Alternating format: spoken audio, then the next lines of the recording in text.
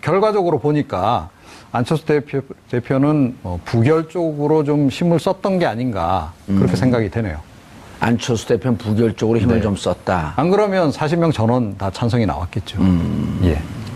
그랬죠. 안 그러면 아까 제가 지적했듯이 당론 찬성하면 되는 거거든요. 그렇죠. 그러니까 당론 찬성이 뭐 예를 들어 권고안으로, 본인이 권고안으로. 얘기하는 그러니까 뭐 국회의원들의 어떤 자율투표 이런 것에 원칙에 좀 반한다라고 생각한다면 다른 방식으로 메시지를 충분히 전할 수 있는 거 아닙니까? 그죠?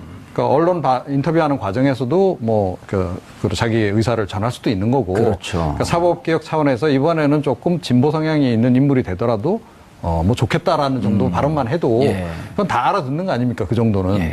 그런데 아니 예를 들면 네. 민주당이 불만이 있으면 더불어민주당의 정치하는 것이 협치라고 하면서 협치하는 자세가 보이지 않는다. 그러나 김명수 대법원장은 더불어민주당과는 별개의 문제다. 이렇게 하면 다 알아듣잖아요. 네, 그리고 제가 이제 왜 지금 안철수 대표가 결국은 부결적으로 움직였을 것이라고 보느냐 하면 추미애 대표가 만나러 가겠다는데 거절을 했단 말이에요. 그러니까 본인이 정말로 이렇게 사과도 받아들이고 이번엔 좀 도와줄 생각이 있었다면 만나는 게 맞는 거죠. 그리고 얼마나 좋습니까? 집권 여당의 대표가 뭐 속된 말로 좀 몸을 낮춰가면서까지 이렇게 찾아오겠다고 하는데. 대통령도 진짜 전화. 그렇죠. 대통령도 전화를 했고, 대통령 전화한 다음에 여당 대표까지 와서 본인에게 또 그렇게 국민에 대해서 쓴소리를 했던 인물이 찾아온다면 추미애 대표가 무슨 얘기 하겠어요? 제일 먼저 만난 자리에서. 원내대표, 당대표가 둘 다 몸을 바짝 낮췄단 말이에요. 그렇죠. 그러니까 추미애 대표가 안철수 대표를 딱 만나면 첫 마디가 뭐겠습니까? 지난번 발언 좀 죄송해요. 그 유감 표명부터 먼저 들어갈 수밖에 없는 거잖아요. 그러면 이번에 다시 한번 유감이든 사과 표명을 다시 한번 받으면서 어쨌든 뭐 이번엔 도와주겠다는 뉘앙스의 얘기를 하면 자기 면도 살고 훨씬 더 좋잖아요. 결과적으로 좀 가결이 됐지 않습니까? 그럼 그 공도 자기 공으로 다 가져갈 수 있고. 전 그래서 여전히 안철수 대표가 정치적인 판단이 좀 딸린다, 속된 말로. 다른 방송 가서도 똑같이 얘기하셨어요? 좀 달리 얘기하셨어요? 그렇게 얘기했습니다. 똑같이. 그 안철수 대표는 정치하신 지, 본격적으로 하신 지 한 5년 됐는데, 가면 갈수록 정치력이 떨어지는 것 같아요. 그러니까 지금 보면. 작심을 하고 오셨나? 아니, 보면, 지금 여론도 김명수 후보가 사법개혁의 적임자다는 여론이 우세하고, 특히 법원 공무원의 지금 한 5천 명 정도가 여론조사를 했는데 94%가 압도적으로 지지를 했거든요. 법원 공무원은 전체 한 16,000명쯤 됐지 않나요? 법원 노조에 가입했던 공무원 중에 한 4,800여 명, 거의 한 5천 명 정도를 했었는데 그 중에 94%가 압도적으로 사법개혁의 책임자고, 그리고 하여튼 흠결이 전혀 없다. 그런 의견이었고요. 그 다음에 무엇보다도 김명수 후보자의 인물 댐댐이가 뭐 반대할 명분이 없습니다. 그럼에도 불구하고. 그렇기 때문에 그 동성애 찾아 아무것도 없으니까 그것도 애매모호한 동성애를 끄집어낸 거 아니에요? 그러니까 판사는 평가를 할 때 판사가 그동안 30년 동안 판결을 갖고 문제를 삼아야 되는데 동성애 관련돼서 동성애를 지지하는 판결이 어디 있습니까? 그 다음에 양심적 병력 거부에 대해서 무죄 판결을 한 판결도 없습니다. 그리고 30년 동안 판결한 게 언론의 구설수에 오른 판결이 단 한 건도 없습니다. 그리고 내부에서도 제 배석 판사가 누가 배석 판사인지도 모를 정도로 밥을 같이 먹으러 가면 물이라는 수저도 부장 시절에서도 본인이 직접 놓고 이러기 때문에 여러모로 인품이 훌륭하다고 법원 내부에서 판사 내부에서 인품이 훌륭하다고 하고 판결에도 문제되는 판결이 없는 정도인데 반대할 명분이 있어서는 모르겠는데 여러모로 해서 이건 통과될 것이 명백하거든요. 그럼에도 불구하고 실제 본인의 목소리를 못 냈다는 것은 뭐 다른 측면도 이야기할 수 있지만은 이 정치적인 정치력이 없다고 저는 평가를 하고 싶습니다. 자, 우리 여기 진행 PD나 뭐 이런 분들은 안철수 후보의 얘기를 안철수 대표 얘기를 하는 걸 좀 불편해하는데 저희가 좀 팩트만 얘기하고 있는 거 아니에요? 그리고 저는 궁금한 게, 아까 이제 우리 이정원 평론가께서 말씀하시기를, 좀 부정적인 것 쪽으로 기류가 흐르는 거 아니냐. 추미애 대표가 만나러 가자고 했는데 거절했다. 그런데요,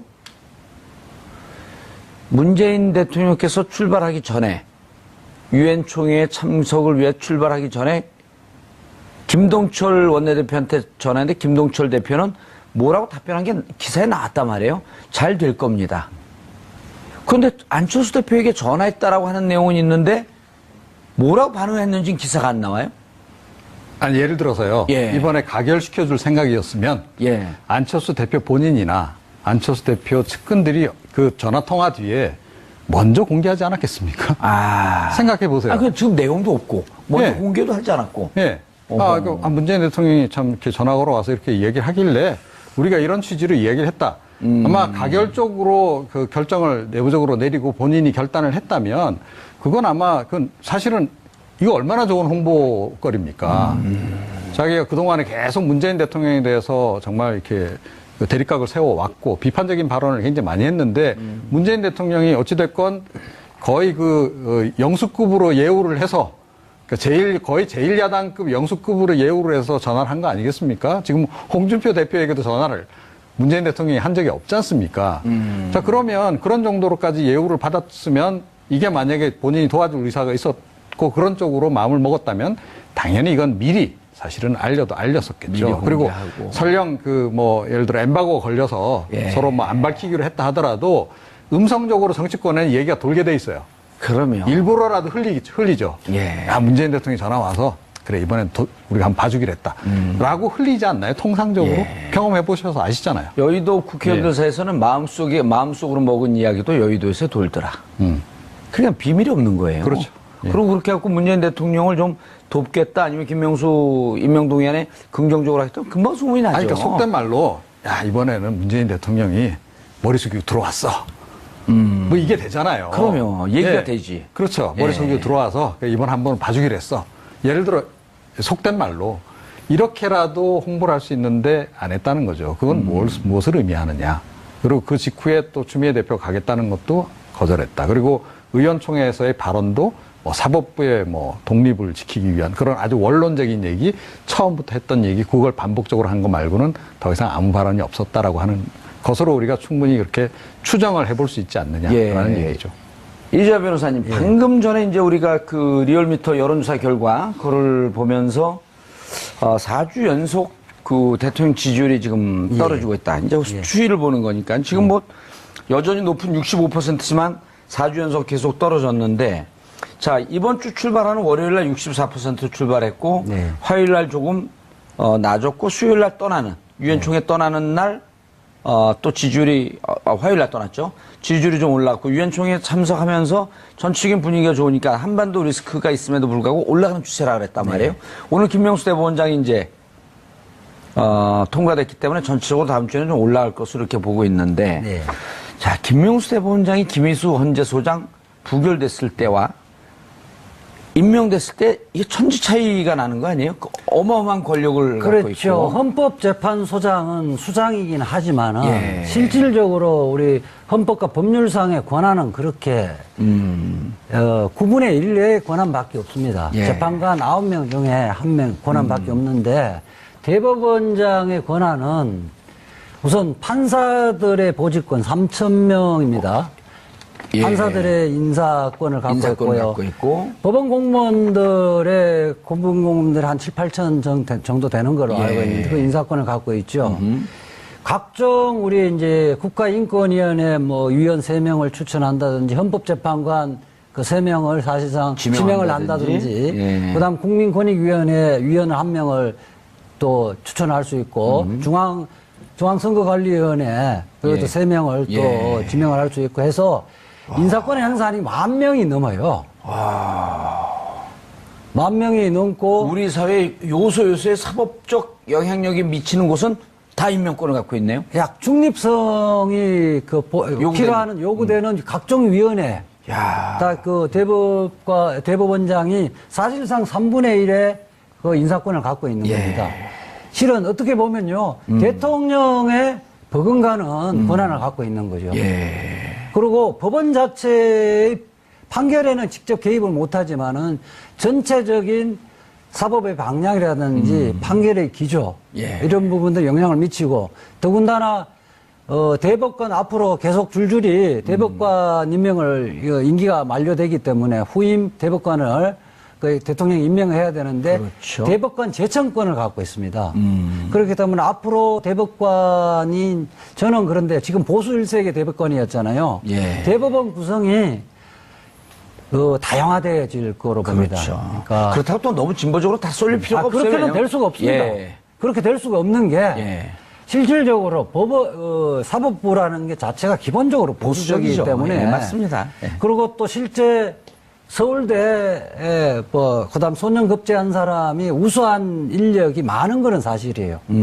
그걸 무시할 수는 없는 거고. 제가 보기엔 이지아 변호사가 최고로 유능한데. 그렇지는 않고요. 예. 그걸 하되 예컨대 여성도 실질적으로 배려해야 여성의 되고, 지역 권익을 배려도 해야 대변했던 사람들이 들어가고 장애자, 예. 노동, 아하. 그 다음에 예컨대 변호사 순수 제야 변호사 출신들도 임명할 때가 됐다. 아. 그렇게 되면 다양한 스펙트럼이 한 테이블에서 그 앞으로 그 사법 방향과 그 다음에 시대의 정신을 반영한 판결을 하면 예. 저는요 그 법원의 신뢰가 OECD에서 꼴찌인데요. 그렇죠. 사법부 신뢰는 높아질 거라고 봅니다. 그리고 항소율, 상고율도 점점 낮아질 거로 보여지고요. 지난번에 우리가 다른 방송에서 얘기했지만 네.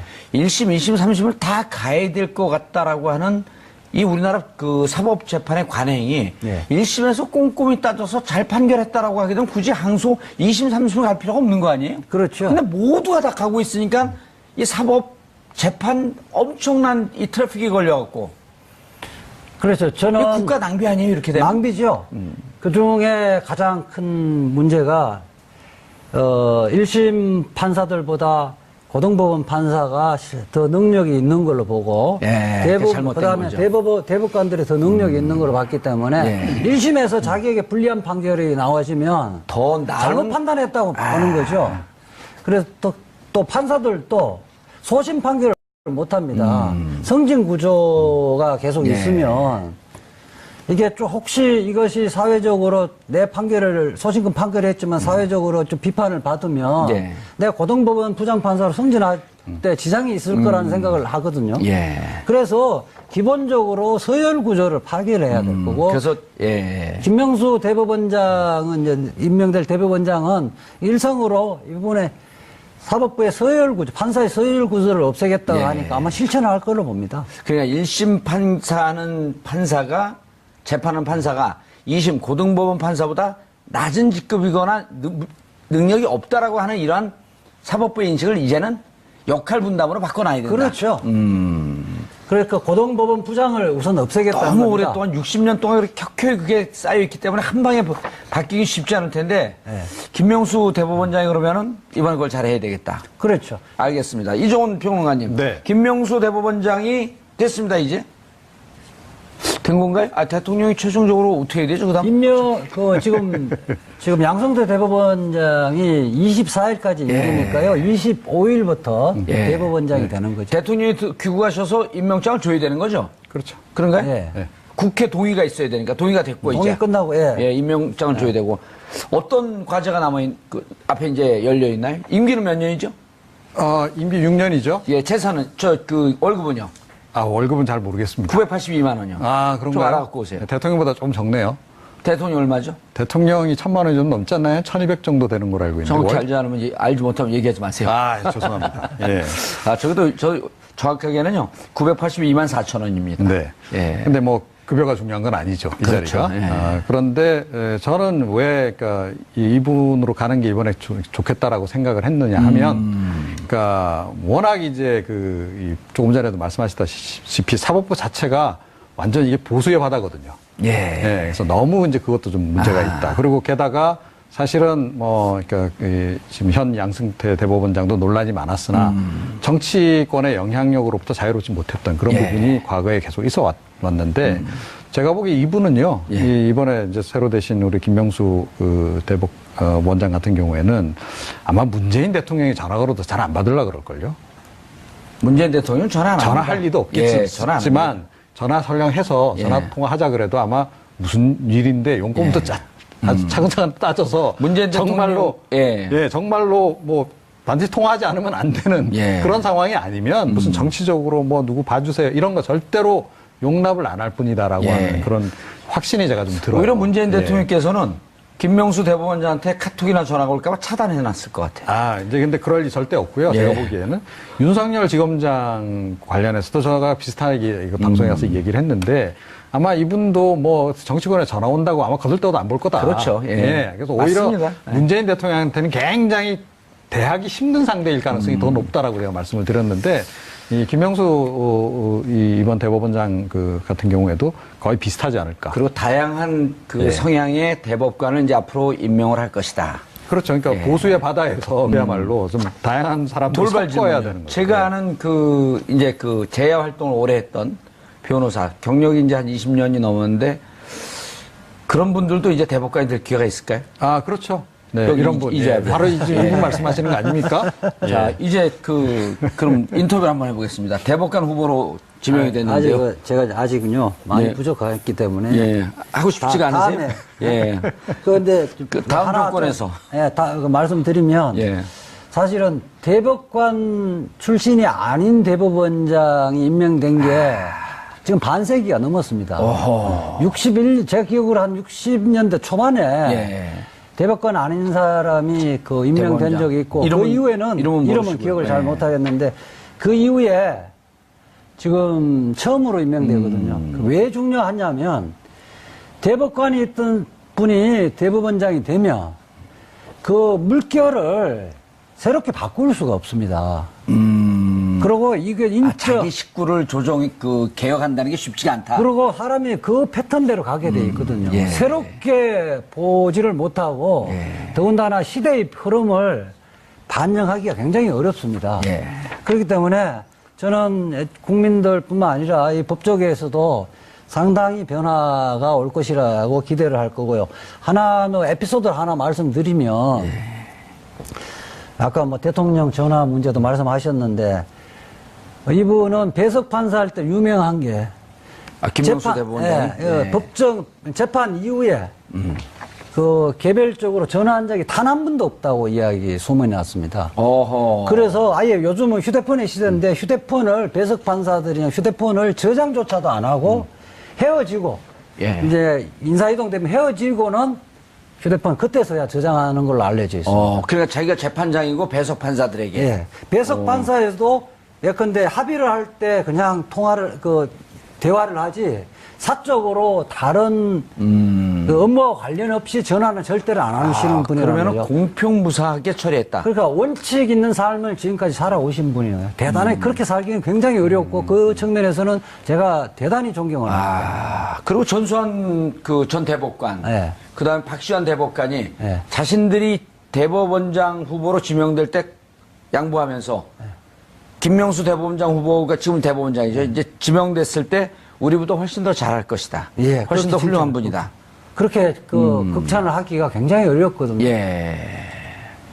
알겠습니다. 하는데 대통령도 직접 전화를 그렇죠. 대통령도 전화를 했고 대통령 전화한 다음에 여당 대표까지 와서 본인에게 또 그렇게 국민에 대해서 쓴소리를 했던 인물이 찾아온다면 추미애 대표가 무슨 얘기하겠어요? 제일 먼저 만난 자리에서 원내대표, 당대표가 둘 다 몸을 바짝 낮췄단 말이에요. 그렇죠. 그러니까 추미애 대표가 안철수 대표를 딱 만나면 첫 마디가 뭐겠습니까?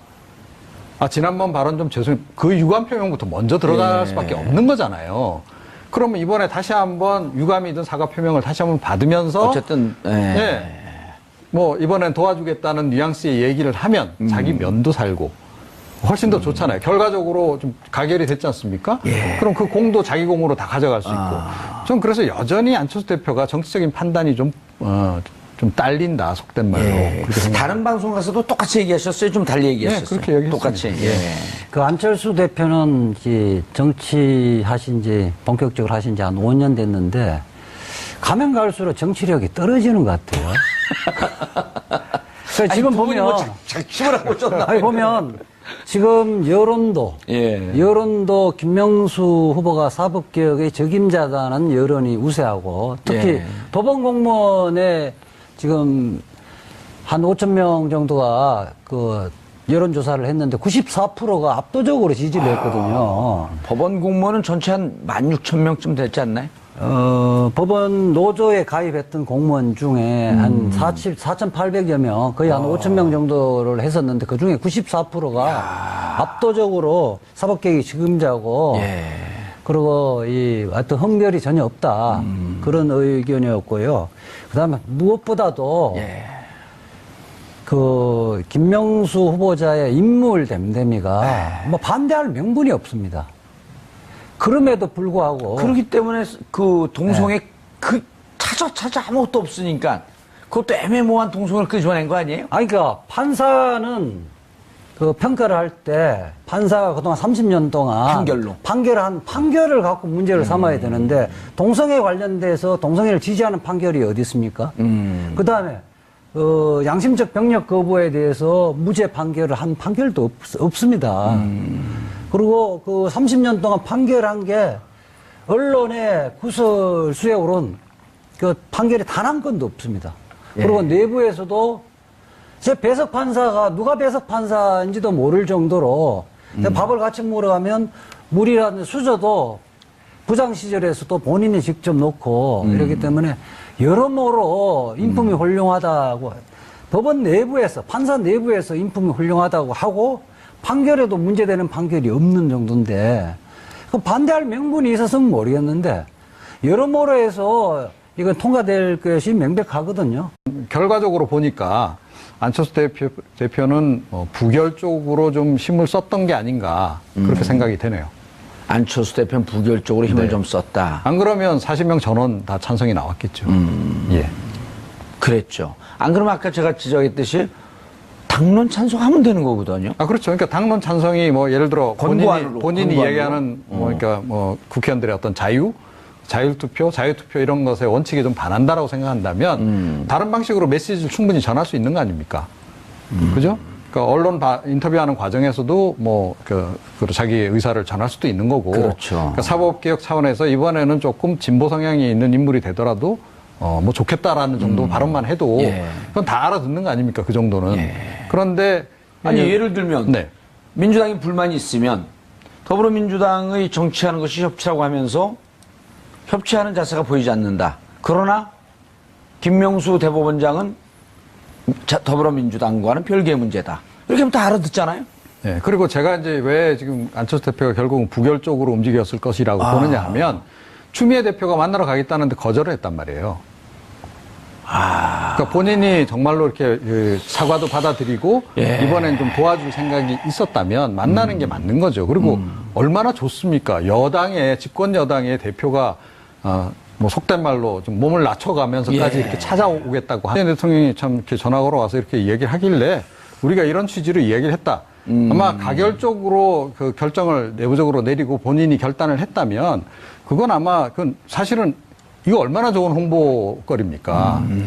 자기가 그동안에 계속 문재인 대통령에 대해서 정말 이렇게 대립각을 세워왔고 비판적인 발언을 굉장히 많이 했는데 문재인 대통령이 어찌됐건 거의 영수급으로 예우를 해서 거의 제1야당급 영수급으로 예우를 해서 전화를 한 거 아니겠습니까? 지금 홍준표 대표에게도 전화를 문재인 대통령이 한 적이 없지 않습니까? 자, 그러면 그런 정도로까지 예우를 받았으면 이게 만약에 본인이 도와줄 의사가 있었고 그런 쪽으로 마음을 먹었다면 당연히 이건 미리 사실은 알렸었겠죠. 그리고 설령 예를 들어 엠바고가 걸려서 서로 안 밝히기로 했다 하더라도 음성적으로 정치권에 얘기가 돌게 돼 있어요. 그러면 일부러라도 흘리죠. 문재인 대통령이 전화 와서 그래 이번엔 우리가 한번 봐주기로 했다. 라고 흘리지 않나요? 통상적으로 경험해 보셔서 아시잖아요. 여의도 국회의원들 사이에서는 마음속으로 먹은 이야기도 여의도에서 돌더라. 그냥 비밀이 없는 거예요. 그렇죠. 그리고 그렇게 해갖고 문재인 대통령을 좀 돕겠다 아니면 김명수 임명동의안에 긍정적으로 하겠다 금방 소문이 나죠. 그러니까 속된 말로 이번에는 문재인 대통령이 머리 숙이고 들어왔어. 뭐 이게 되잖아요. 그러면 얘기가 되지. 그렇죠. 머리 숙이고 들어와서 이번 한번 봐주기로 했어.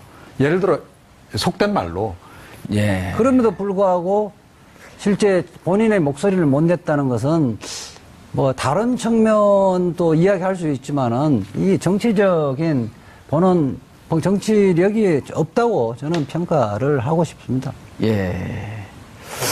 자, 우리 여기 그 진행 그 PD나 뭐 이런 분들은 안철수 후보의 얘기를, 아니, 안철수 대표 얘기를 하는 걸 좀 불편해 하는데 저희가 좀 팩트만 얘기하고 있는 거 그럼요. 아니에요? 그리고, 저는 궁금한 게 아까 이제 그 우리 그 이정원 대표, 이정원 평론가께서 말씀하시기를 좀 부정적인 것 쪽으로 기류가 흐르는 거 아니냐. 추미애 대표가 만나러 가자고 했는데 거절했다. 그런데요, 문재인 대통령께서 출발하기 전에, 유엔 총회에 참석을 위해 출발하기 전에 김동철 원내대표한테 전화했는데 김동철 대표는 뭐라고 답변한 게 기사에 나왔단 말이에요. 잘 될 겁니다. 그런데 안철수 대표에게 전화했다라고 하는 내용은 있는데 뭐라고 반응했는지 기사가 안 나와요?